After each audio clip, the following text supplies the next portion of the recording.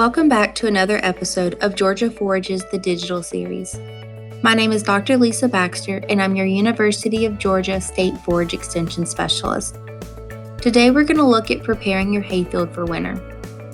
Let's start with warm season forages.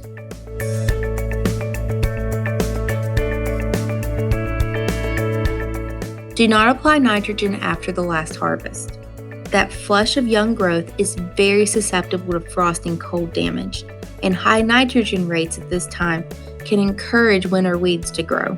We need to apply potash by mid-October at the latest.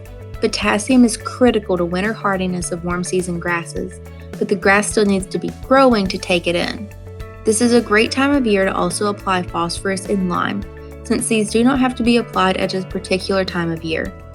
Applying in late fall and early winter can even help you save money, since the demand for spreading services in the product is lower.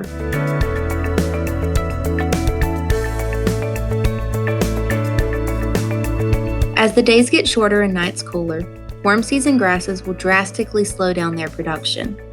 Bermuda grass will actually stop growing when temperatures drop below 59 degrees Fahrenheit. For many of us, this will be in late September into the middle of October. When you take your last harvest, be sure to leave sufficient residual forage. This residual forage is critical for restoring root reserves prior to winter dormancy.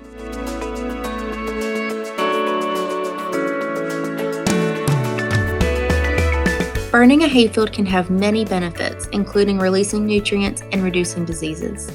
However, the optimal time to burn is actually just before spring green-up. We need to prepare for burning now though. In the fall, we need to leave about 4 to 6 inches of growth to supply enough fuel for a good fire. If we decide to burn the hayfield, contact your local extension agent to learn more about local permitting and guidelines for a prescribed burn.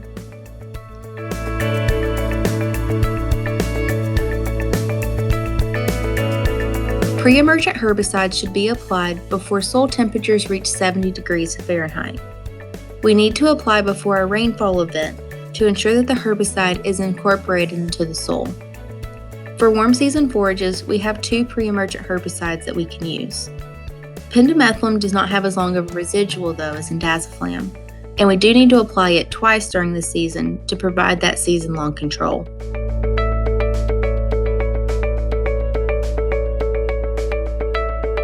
Winter annuals are a great way to extend the forage season. However, we need to make sure that planting that winter annual in our hayfield is not going to interfere with spring green up or our weed control. Now let's look at cool season forage production.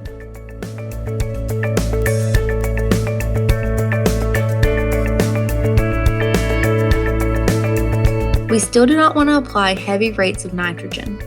The best time to apply nitrogen is early September for stockpiling and in late fall. The date of that fall application will vary, but it should be when the tall fescue stops active growth but is still very green.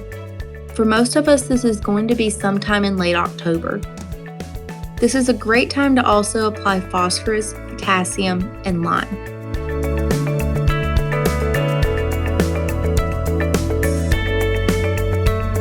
Even though tall fescue is a cool season forage, we're not harvesting it late into the fall after September or so.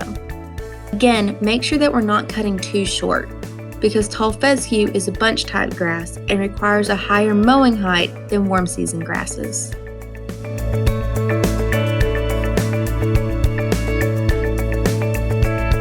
Again, burning a hayfield can have many benefits, but typically we're not burning our tall fescue fields as often as we do a Bermuda grass field.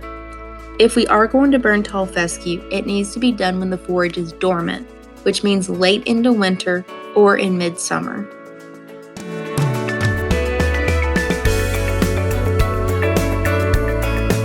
Unfortunately, we only can spray the pendimethalin on tall fescue hayfields. We have limited post-emergent products to control winter weeds. Remember that the pre-emergent herbicide cannot be applied to a new stand of tall fescue.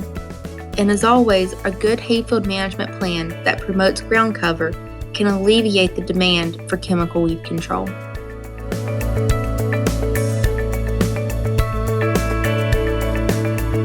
We do not recommend planting winter annuals into cool season grasses because of the increased competition for light, nutrient, and other resources. A better option would be stockpiling the tall fescue. Be sure to check out our video on extending winter grazing options for information on stockpiling tall fescue.